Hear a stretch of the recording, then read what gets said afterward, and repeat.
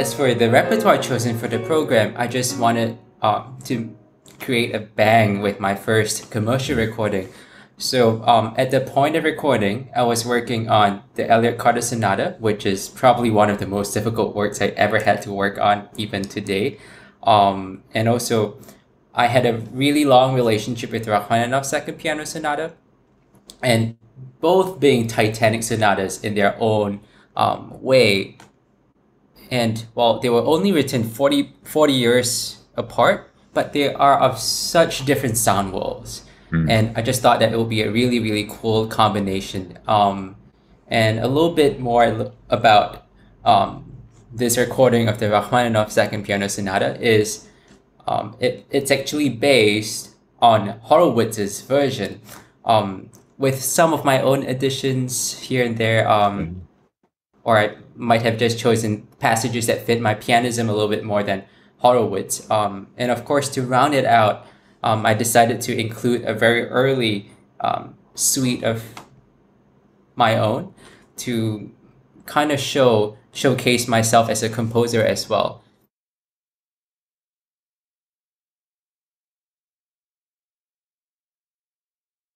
Well, honestly speaking, when I first came to the US, I was only interested in being trained as a pianist, and that was my whole aesthetic most of my life. And well, as for the Rachmaninoff arrangement, I actually did most of that in high school. So it was just a really, really old thing, but of course I spent a lot of time dissecting it, putting it back together, seeing how it works as a whole. Maybe that planted a seed, I don't know. But it was, well, in my years in Chicago as a master's student at the Chicago College of Performing Arts, where I was just having these dark times somehow, adjusting to my new environment. And well, one thing led to another. I got more and more into composition because I found that it was a great way for me to express my emotions. I felt that the piano alone was just not enough anymore to express myself as a musician. Well, you mentioned that you made the arrangements in high school. That's like old age for you because you were a child prodigy before that. So, we just want to let people know that you didn't start off in high school.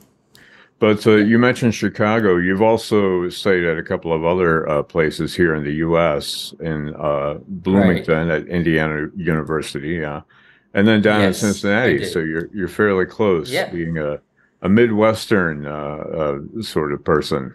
I spent a long time in the Midwest. Yeah. So my first composition, I would say, actually came in the summer. After I graduated from Indiana University. I was on vacation with family. That was the time when I started learning the Elliott Carter Sonata. And well, it's a very complex work. The first movement has no time signatures on purpose, actually. And it was such an esoteric piece that I had to find a way to understand it. And well, from there came an idea of writing a showpiece that was based on the symmetry of the piano. So I wrote an etude called Mirror Image that is on this recording as well, on vacation. So the entire composition is played with the same parts for both hands based on the symmetry of middle D. And it was interesting that I wrote it without very much compositional training. And also, I wrote it without a piano, so that gave me some trouble when I had to learn it. Wow. Well, that's impressive, just writing for the piano with, you're a pianist. You would think that you would compose with the piano. Before we talk about your piece, let's talk about that Elliott Carter Sonata a little bit, because I had never heard it before. I have to admit, I'm familiar with Carter. I've heard some of his music, but I had never heard the piano sonata before, and it just grabbed my ear, and it was so interesting and so elegant, I guess you could say is a word for that. it's very intricate, very intimate, and I noticed that also in the piece that you did, the Inner States of Mind, that's on this recording. Can we dig a little bit deeper into the Elliott Carter Sonata? What excites you personally about playing and performing and discovering that sonata? When I was researching about the Carter, well, I realized that there were not too many recordings out there. There were some, but not too many. And of course, when the first time I heard a recording of it, it was of Beveridge Webster. And of course, it was an astounding recording, and that got me hooked onto the piece.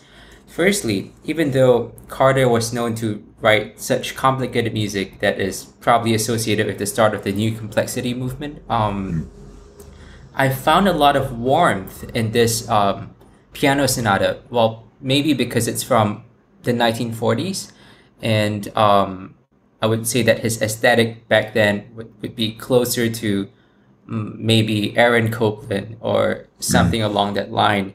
And I was also learning other pieces of music, such as the Wallstein Sonata, and I got into how composers treat tonal centers differently. And with the Wallstein, the secondary theme goes into the mediant instead of the supposed dominant. And with Elliott Carter, I realized that he centers his sonatas around fifths, and that kind of gives us some sort of grounding. Even though it's atonal, you can still kind of grab onto something.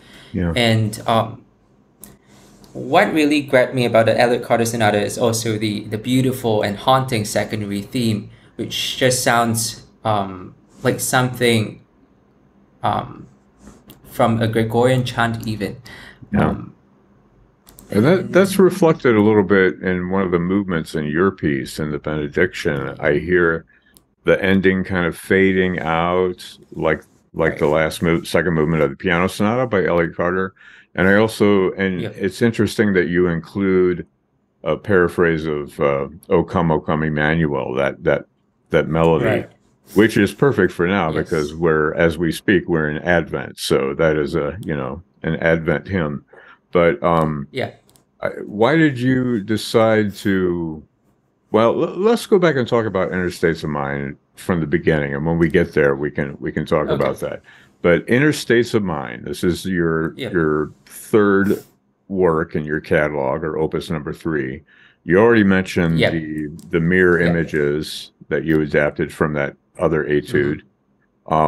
Let's talk about the piece as a whole. I mean, what is the inspiration behind this piece? I mean, the title gives us a little bit of a clue, but what specifically does it mean for you, the Inner States of Mind? Another interesting part of my my background was I went to a high school that specialized in math and science. So of course I was very interested in the sciences. And the title came when I was thinking, there are many states of matters. I thought, hey, this suite just kind of encapsulates how my mind was responding to a lot of things. So when I first wrote this piece, I was going through, again, dark times, and this was my response, my emotional response to it. And within it contains a kind of narrative of my journey, my spiritual and also my emotional journey. So I'm a practicing Christian. So a lot of this, in the beginning, the first 2 movements, I was kind of questioning God and asking him, why am I going through these things? So with them, I chose specific intervals that represented pain. So minor 9s with those dissonances. I think Bruckner uses them in his symphonies as well. And it was just a very emotional response. And I didn't really plan to write. It was just, I got a feeling. I got that one day. I was like, all right, I've got to sit down. I got to jot down some notes and see what happens. You have to work it out with your music. Yeah. Yeah. It's interesting. The first movement is entitled "What If," and the titles really Right. illuminate the music, obviously. Hmm. But you begin with this question of, what if I had done this, or what if this had gone this way? Is Right. that something that you think about often?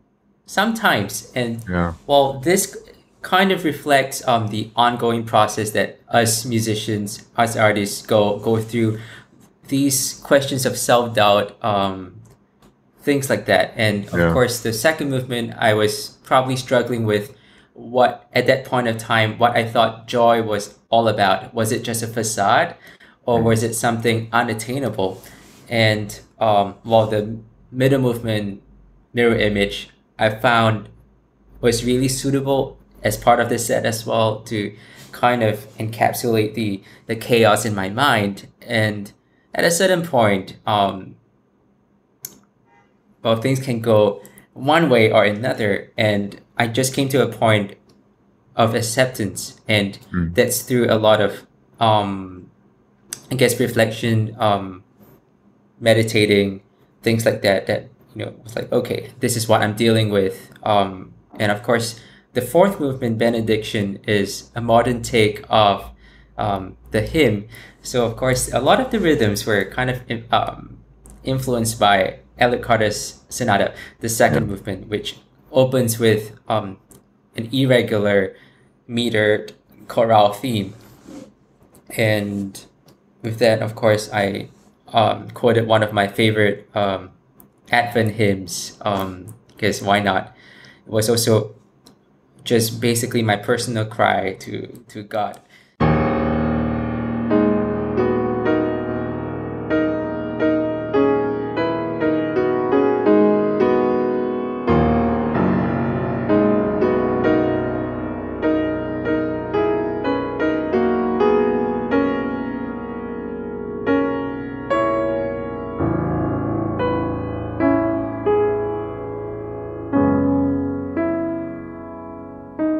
The last movement,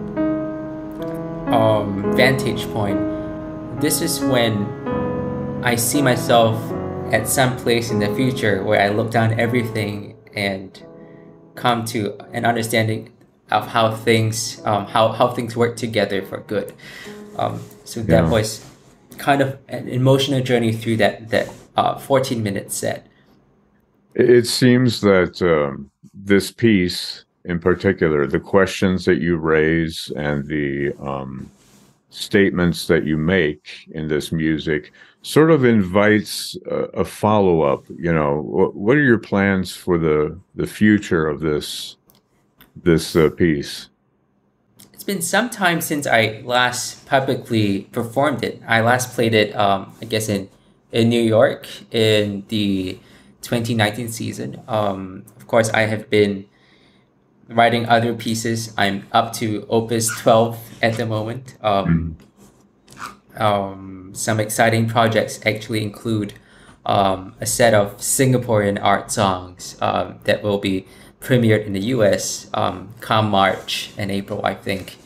How did you get Right. started on piano? Is something that you were influenced by somebody else, or you decided you wanted the instrument?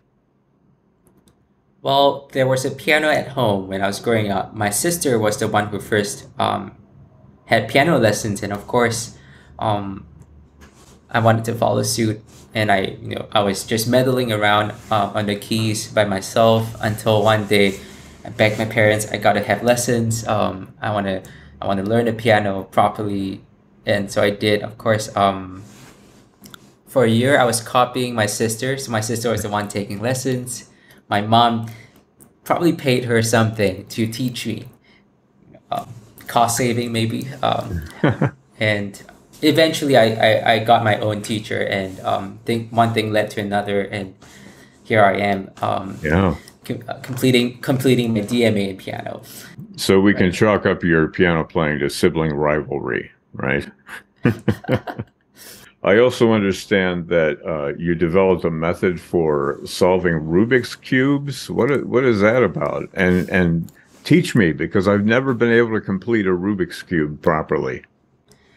Well, there are a lot of tutorials online these days, and again, my My development of the method probably came also because I was just trying to be different. Well, I'm already trying to be different, making my piano my career and music my career in general. So this was probably part of my my growing up phase as a teenager. And of course, I was so interested in the mathematics behind the cube, the different, as we call it, cube theories around it. And I was running computer programs to find algorithms, trying out different things to basically form an amalgamation of something which I now call the sandwich method. Yeah, I foresee a TikTok video, instructional video in your future on how to solve a Rubik's Cube and play the piano at the same time. Right. This is a wonderful collection, and congratulations on your debut as a composer on recording like this, and also for playing this wonderful music. We'll just sign off by mentioning the Rachmaninoff. That's the piece that you have the longest history as a pianist with. Well, firstly, it ends with a bang. As you know, every great recital needs to end with a bang. That's just the performer in me telling me that it has to be at the end. The way the sonata is written, it's almost like a mini concerto. The same Rachmaninoff uses the same formula for his, especially for his, also the second and the third piano concerto, have a big theme at the end, and lots of interlocking chords and a rousing finish. And as my first recording, I guess it really sums up as of my journey as a musician up to that point. Pianist Nicholas Ho, whose new album is Illumin. It's from Arabesque Records. You can catch up with Nicholas online at your website. Tell us the website address. www.nicholashopianist.com. And on Instagram, it's piano_Nicholas. Okay, excellent. Yeah. Well, thanks again for making some time and talking with you on FM 91. Thank you for having me.